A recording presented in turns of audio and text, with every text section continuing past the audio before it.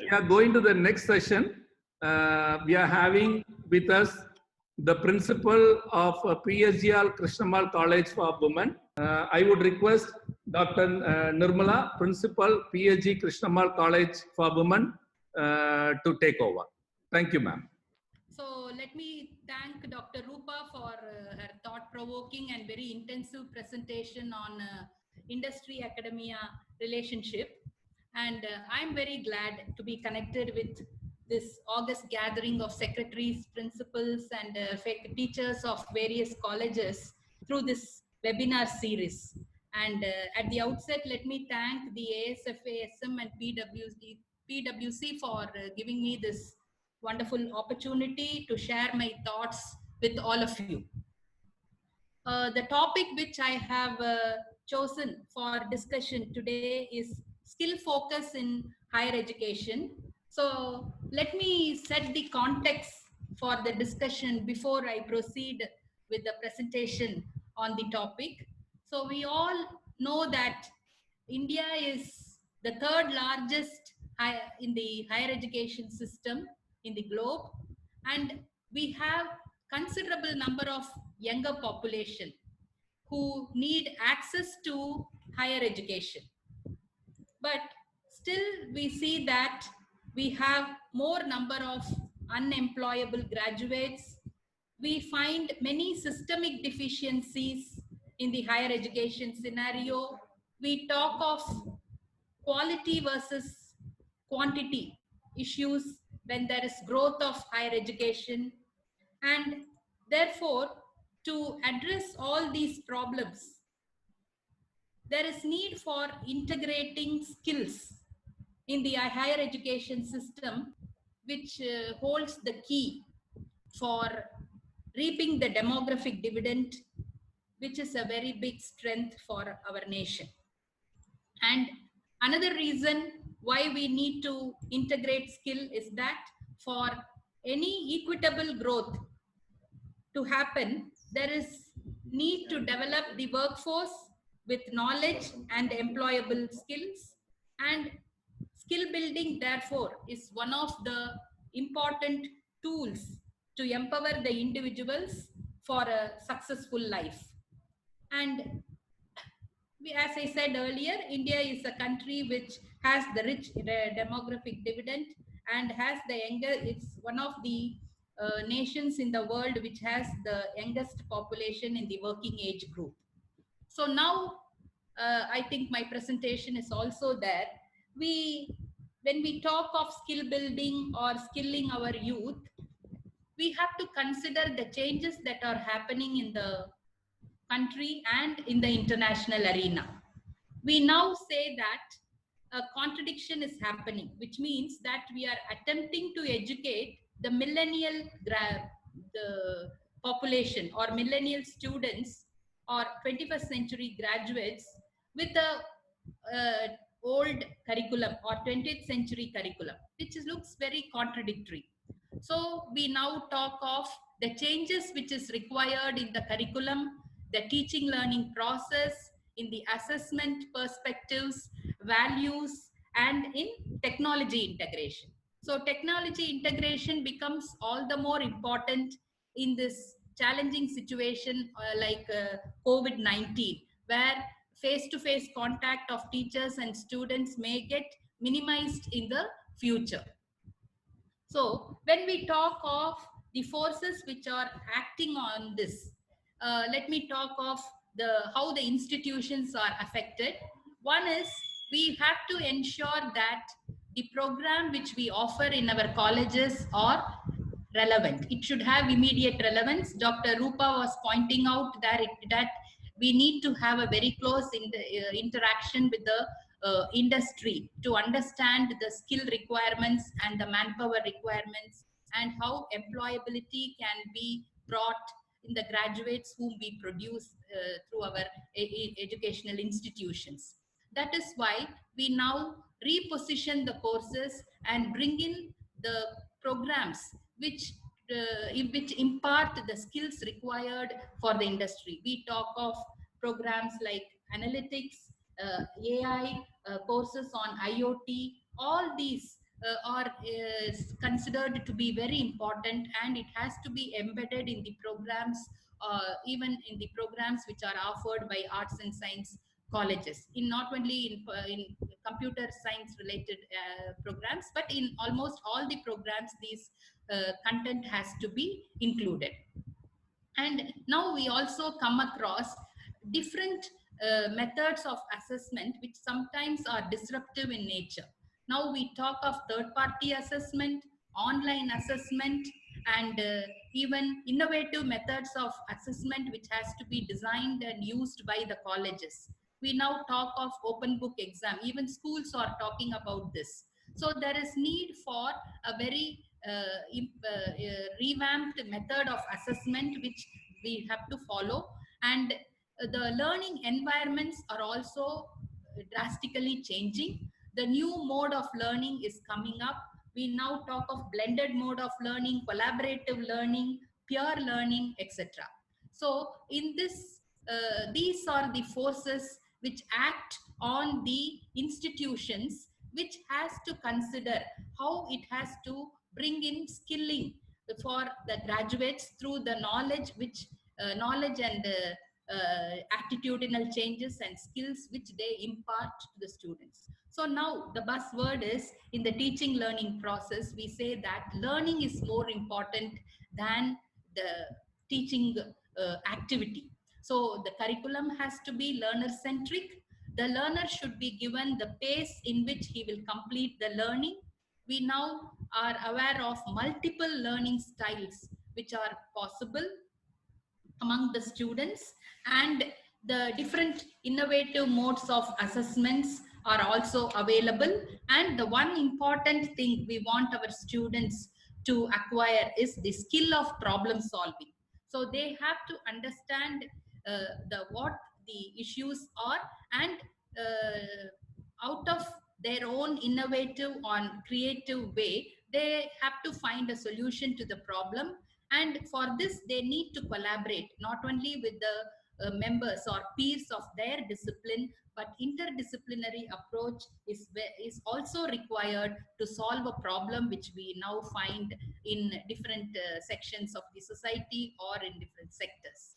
So learning has become more learner centric and student oriented, and the role of the teacher is also undergoing a paradigm shift. So teaching learning itself is undergoing a fundamental change, and the role of teacher is also becoming that of a coach or a mentor or guide.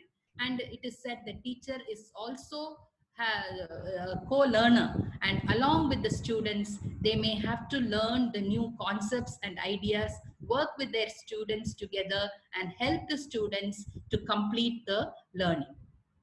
So when we must have discussed this already, but still I am very eager to share about the quality of 21st century students which we come across. So the millennial students or the students have some unique features which is also conducive for integrating technology in our teaching learning aspects. So the International Society for Technology and in Education has set up some standards for students. We all know that our students are digital native. They use smart devices more easily than the elders, and we sometimes get the help from our own sons or daughters to how to effectively use and the applications which are available in our smart devices.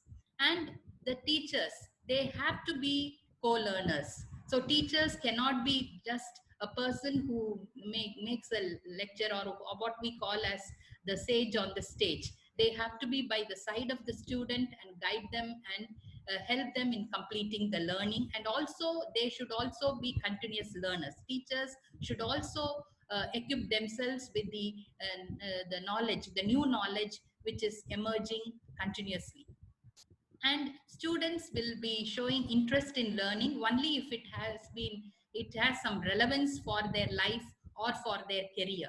So that what is the outcome we desire from imparting that course, what the student should be able to do, all this should be made known to the students in advance.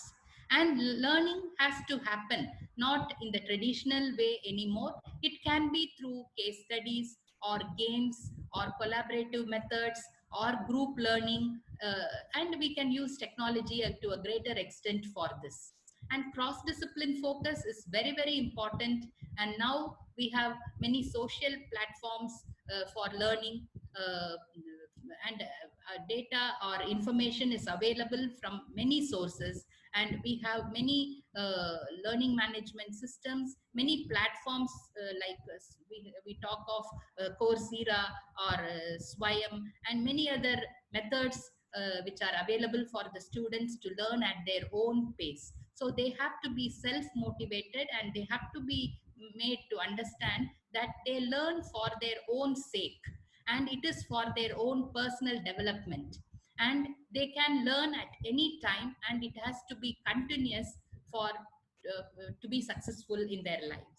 So these are the features which we should also know and make the students also understand. So continuing with the 20th century learners, what are the qualities which they have to exhibit? So first of all, I feel that the students should have the knowledge, fundamentals, which in the domain in which they are completing a program. So mastery in the subject or being clear in the fundamentals is very, very important. Of course, the fundamentals will never change. The fundamental principles in science or commerce or management is never going to change, but the new knowledge will be emerging always, and in which the applications of how the new knowledge has to be used should also be added or integrated in our curriculum. So there lies the challenge, and we are doing that through many activities and specialized programs.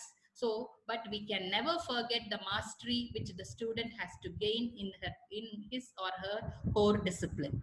Apart from that, the other qualities which individual has to possess in this present scenario is the ability to be inventive or innovative and critical thinking. So the rote learning will not help the student anymore. He has to understand and give a solution to a problem. So we have to teach them the way in which they can be critical, question every behavior or activity, and find a solution to the problem. So the quality of innovation and critical thinking is very, very important for problem solving. And design mindset, we also say that design mindset is very important, where creativity again works, and it will also be helpful if a person is employed in a company to help the company to have a better product or service or process. So in whatever way you apply your innovative mind, that brings the quality of design mindset in the individual. So the ability to work with the other members, be it peers or his team, so they need to be very good collaborators. And financial or ICT knowledge is also required. So these are some of the financial literacy, flexibility and adaptability. So they have to be part of the global workforce. So they are not going to function in an isolated way. So they have to deal with many kinds of people with different cultural background or knowledge background, etc. So he has to be part of the global workforce in a knowledge society. So these are some of the qualities. And sorry. So, and the list is endless. And when there is a change in technology or changes coming, these qualities of the learners may also be changing. So the point I am wishing to emphasize here is the students or the teachers, whoever it may be, they have to be lifelong learners and self-learners, self-motivated, so that they get better opportunities in life to be successful. And as I said, there is lot of information sources which are available, but we need to tag the information which is essential for us and use that information. So now accumulation of data is easy. since we have storage devices, computers, etc. So, but how we manage the data becomes more important, and apply it for our life. And more than memorizing or rote learning, analyzing and interpreting the data and solving a problem or trying to find a solution is becoming very important. So the quality to be cultivated in an individual is the quality to learn on their own, be self-determined, self-directed, and it is going to help them in their own successful career, and it will also help them in their own enrichment. So there is also a fundamental change happening in the role of a faculty. The teacher becomes, now the terminology may be performance coach, and the teacher has to be a continuous learner or MOOC learner, and so that she can also translate that in the class and transfer that to her student and help the student in completing the learning. And she should be aware of the various innovative methods of assessment, especially continuous assessment. We need to have rubrics and the way by which we assess the students' performance, and also be a very good mentor or counselor for the student. And the teacher should also be an expert in using technology to his or her advantage, so that she can create knowledge and also be a co-learner and transfer that to the set of students. So this virtual collaboration is also another important feature of a faculty in a higher education scenario. So when we say knowledge, it also goes along with skills and attitude. So the knowledge is given or imparted through the courses which we offer. And I said knowledge has 4 components. One is the basics or fundamental, which we teach in the classroom, the teacher, and it never changes. And along with that, new volume or exploding volume of empirical knowledge is added. So for example, when we teach commerce or management subject, but now we say that knowledge of analytics, business analytics is important for a student of commerce or student of management or student studying mathematics, etc. So this exploding volume of empirical knowledge has to be integrated in the curriculum, and its application, how it is applied in the real life situation, and what are the tools which are available for applying it in practice. So the fundamental knowledge which we offer in the classroom, along with the expanding knowledge, has to be integrated at least to some extent. We cannot be teaching only the exploding new volume of knowledge. Of course, when we talk of when the industry also trains a person after he is recruited in the new knowledge, but they also see that the fundamentals are strong with the person whom they recruit. So they want a person who has a clear fundamental knowledge in the subject, and some amount of new knowledge, so that they can easily train that individual when they land up in the industry. So this has to be understood. The components of knowledge, the invariant core, the new exploding volume of empirical knowledge, the constantly changing application, and the changing tools of the knowledge. So higher education institutions, of course, we are not able to cope up with this rapidly exploding empirical knowledge, and we need not be very much concerned about it, because I feel that industry also has a role to play to cope up with this explosion, and has to train their employees to some extent. That is why now we have industry supported programs. In our college, we have introduced programs like this. Many colleges would have done this. Industry supported programs like business process management, cognitive science, or data analytics, etc. So this is essential, because the exploding empirical knowledge is not only important to the students, but in the kind of skill and which the students need are also imparted when the students are studying, and they become industry ready immediately, so that the training cycle of the industries also get reduced. That is why we have many industry supported programs. Now industries are seriously working with the academia through their academic interface division, and they come up with, we enter into agreements with these industries to offer training to faculty, to offer industry supported programs, etc.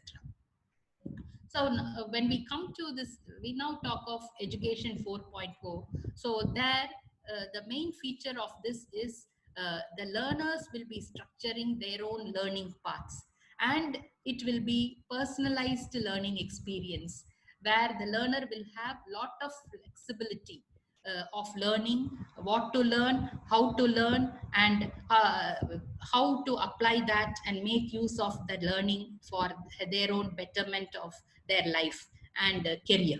So this will also become a challenge for the institutions, because now in the present scenario of COVID-19, we all the UGC also has said that students should be should encouraged to learn lot of online programs from SWAYAM, and it has to be recognized by the colleges for credit awarding. So the personalization of learning experience, what we were talking, may become a reality soon. So we have to find out a way as to how the students have to be mentored properly, and also what kind of courses or programs which we offer to the students in a blended manner. All these discussions or dialogues may be coming up in the near future. And I also feel that since the traditional profile of the learner has been changing, they also will opt for this flexibility and personalized method of learning, which is available to them now in a large manner from our own national platforms and international platforms like Coursera or edX. There are so many ways by which the student and industry promoted courses, etc., which are now available in a large scale. So technology has also made this personalized learning more dynamic, and in the years or days to come, this virtual and augmented reality will also play a very vital role in making the learning more effective, to make the students understand the concepts or the learning, which we call as increasing the cognition of learning, which will be better with the virtual and augmented reality. So without educational technology, ranging from digital content to adaptive learning software, it will be very difficult and extremely difficult and resource intensive to implement personalized learning. So we have to harness and provide the education infrastructure which is required for the technology oriented learning to be made effective for the students to achieve this. So I'm just showing the top skills which are relevant in industry 4.0, the problems, the skills which we had discussed earlier. The most of the skills, the 10 skills which are considered to be top skills in 2020 range from problem solving, critical thinking, creativity, people management, emotional intelligence, judgment and decision making, cognitive flexibility, negotiation. So in a period of 5 years, some of the skills which were relevant has been taken away, and now new skills are emerging. So we should be aware as to how we bring all this in the learning experience of the students. So I'm just or on some of the important skills which we considered as very important for the future workforce. So it is, I have just listed. One is the sense making skill of a student. So what do we mean by sense making skill? Sense making is the ability to determine the deeper meaning or significance of what is being expressed. So the students, now we talk of artificial intelligence, machines taking the role of many of the jobs which may be available in an industry. So what a human being can do is, or a special feature which is available is, human being has got this critical thinking ability or sense making ability. So that has to be capitalized. A computer may be able to do some job, but in certain aspect, it may not be able to understand the deeper meaning behind what is being said or done, and that can be done only by a human workforce. That has to be understood. And next is the skill of social intelligence.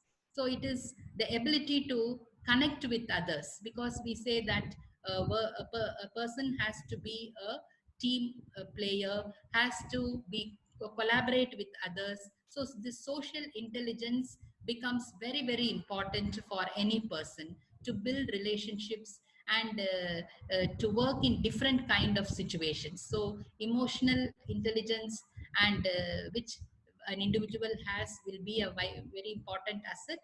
And this will also not be present in a mission. For example, a mission cannot feel, but we can understand the feeling of others and the emotions of others. So that is very, very important. And adaptive and novel thinking. So as I said, we have to be very innovative and creative in our thinking process. I said the design thinking mindset, how to improve the product, or how to improve the work process, how to improve our service. So we have to bring in some new ideas and find a solution to the problems which we have in our workplace. So that will bring more opportunities for the individual in his career. So job opportunities will be more, but at the same time, industries will look for a person who has this ability to be creative and give some solutions to the problems which they face in their workplace or in their processes. Then in the growing era of internationalization, cross-cultural competency is also very, very important. So cross-cultural competency is to ability to be part of the global workforce and ability to work in different settings. So we need to have skills like communication skills, and negotiating skills, etc. So these becomes very, very important. So these will also help the individual, that this combination of skills which they bring to their workplace will make them more successful. The next skill which an individual needs is the computational thinking. So now we have no problem in accumulating data, but data is available, we can store it in different ways, but how are we going to translate the vast amount of data into concepts and make an understanding of that? So that gives the need for analytics, data analytics, and the technology associated with that. So that becomes a very important skill for a individual to be successful, and which will help in the quick decision making. So the applications relating to analytics and related areas has to be learned by a individual, which is irrespective of the type of graduate he is. He can be an engineering or an arts and science graduate, but these computational thinking ability will be very important in future for the individual to be successful. And of course, the new media literacy, ability to critically assess and develop the content that uses new media forms. So in technology era, we say that people use videos, blogs, podcasts. So they use the social media platforms. All this will be important, and the ability to use them will also be very important for the individual to be more innovative and unique in the way of functioning. So design mindset, as I said, design mindset is how to be creative in finding, understanding the situation, and finding out ways for the desired solutions or outcomes. So now we have technology to help in improving all these processes, maybe sensors or communication tools. So it is said that we will be able to plan our environment so that they are conducive to the outcomes that we are most interested in. And as the scientist, neurobiologist has said, if you change the environment, you can also change the behavior. So all this design mindset, ability, or innovation and critical thinking, all this, and the technology like augmented reality or virtual reality is going to bring a lot of sea change in the way the organizations function and the skills which an individual may require.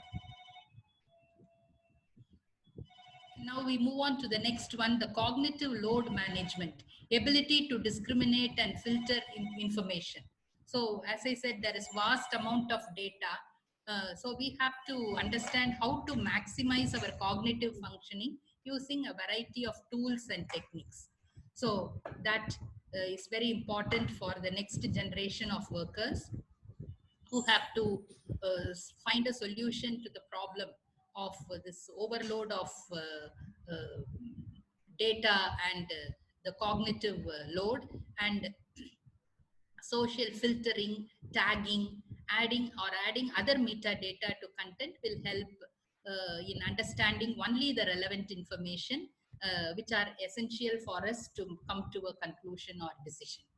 And virtual collaboration, we discussed this earlier. So virtual collaboration is another important quality or skill which an individual requires, and technology will connect people easily and they can share their ideas, but we need to develop the qualities as a team player or as a leader of the virtual team. We need to understand what role we play, how we have to engage with the members, and how we have to lead if we are in a position of as a leader, how to motivate them and help them keep going on with the problems in which we are engaged with. So that virtual collaborative quality is also another important one. So a US institute has given the steps for foresight: identify the change, see beyond the constraints and leverage it, and design future projects and build your organization's capacity.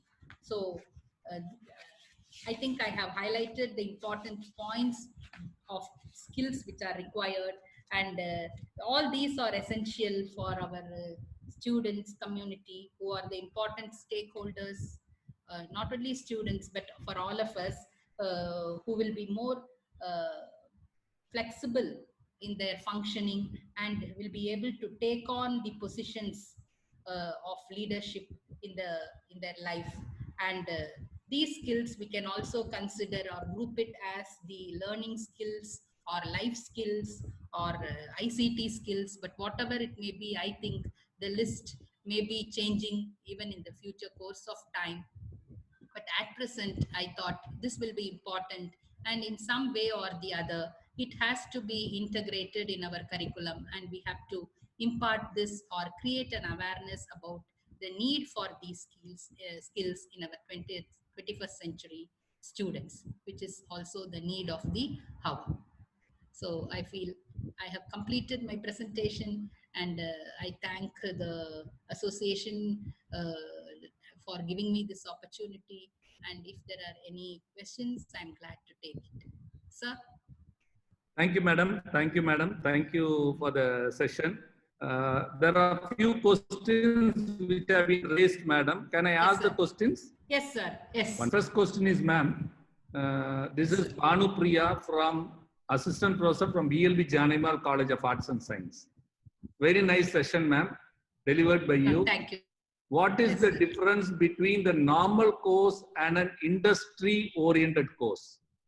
Whether normal course students can get benefit through industrial-oriented course, through which ways? Please share your views, ma'am. Sir, I would like to thanks for the question put forth by the faculty. So then So the colleges offer a number of programs in which the core knowledge is imparted to the students. As I said, the fundamentals will never change, but there are exploding new knowledge which are happening in a very faster pace now. That is why we have to interact with the industry to bring in the new knowledge, which in which the industry also requires the manpower. That is why we have the industry supported curriculum. So that doesn't mean the curriculum or the course changes entirely. The fundamentals always remain the same. The new knowledge may be a certain proportion, in which if the student is imparted the necessary skills or the application knowledge, then the rate of employability, the opportunity, or the chance of employability for such students will be more, and the training cycle which the industry has to give to the offer to the students will also get reduced. That is why we talk of more industry oriented skills and repositioning our courses, etc. That doesn't mean that the fundamentals will change. The core will always remain the same.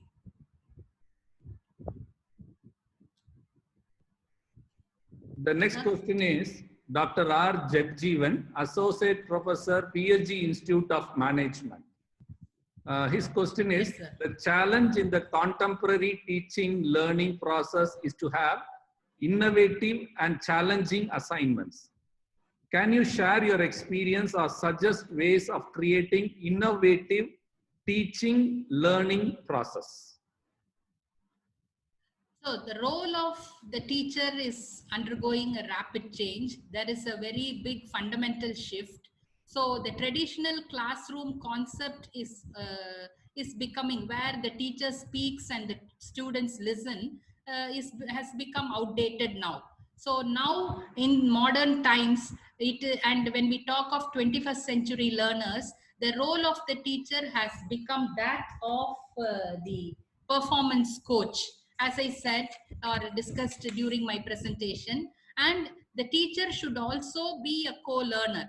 So since the exploding new knowledge is something new even for the teacher should also, along with the students, learn in such a way that the students enjoy the learning process. So the teacher has to be creative, understand his or her class, the way in which the students prefer learning. They may prefer individualized learning, or they may prefer group learning, or virtual collaboration may be suitable.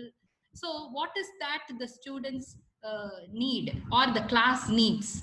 So she or he can be very innovative in making the student understand the concept. It is left to the choice of the teacher. It can be any new innovative method. It can be a visual based method or a text based method. As we said, there are different mode of learning which are becoming popular now. Some would like to see things, experience it, and with the growth of technology like AR and VR, the teacher will find it very easily to make the student understand some concepts and experience that. So it is kind of choice which the teacher has to make, and it depends on the level of creativity and innovative mindset that is within the teacher. Thank you, ma'am. Yes. Ma'am, the next question is from Dr. S.K. Kavita. She is from Vellalar College for Women, Europe. Will the exponential growth of technology and the skills related to its overpower the emotional and cognitive skills of students and make those technical skills alone more sought after than other essential skills? Definitely not, sir. Technical skills are very important for the student to be successful in his workplace or career. But more than that, we say life skills are very important. As I said earlier, the ability to work as a team, and ability to be a collaborator, and ability to understand the social intelligence, the quality of social intelligence, which a machine cannot do. So certain qualities which are inherent within the human being, which the machines cannot do that easily. It is very, very challenging to program a machine for that. So that kind of social intelligence, social establishing a of human beings, emotional stability, all these are very, very important. The technical skills alone will not make one individual to be successful.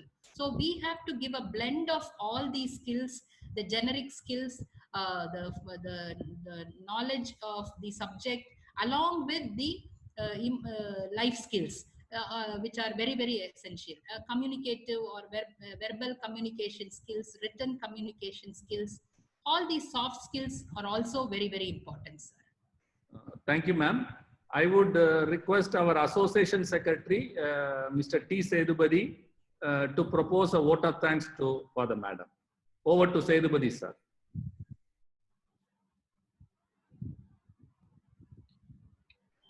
Madam, thank you very much. Thank you, sir. Thank you. Thank you so much. And, very exhaustive discussions and you had, and all the question and answer session was very lively. We thank you sincerely for your efforts, and on behalf of the ASFASM and also on behalf of all the participants gathered over here, we once again thank you very much. Thank you, sir. Thank you for the opportunity. I enjoyed the session very well. I hope we have very good feedback from the session from the people who have participated today. I'm glad that such a kind of platform has been created by the association for the exchange of knowledge, which is highly beneficial to the teaching community and also to the students. Thank you, sir. Thank you for the wonderful opportunity. Today we have got around 600, nearly 600 participants, college teachers who have participated in the session. Yesterday we had more than 1,000 teachers. So it's slowly, nice the numbers are increasing every day, madam. Thank you, ma'am. Thank you, sir. Thank you, sir. Thank you, sir.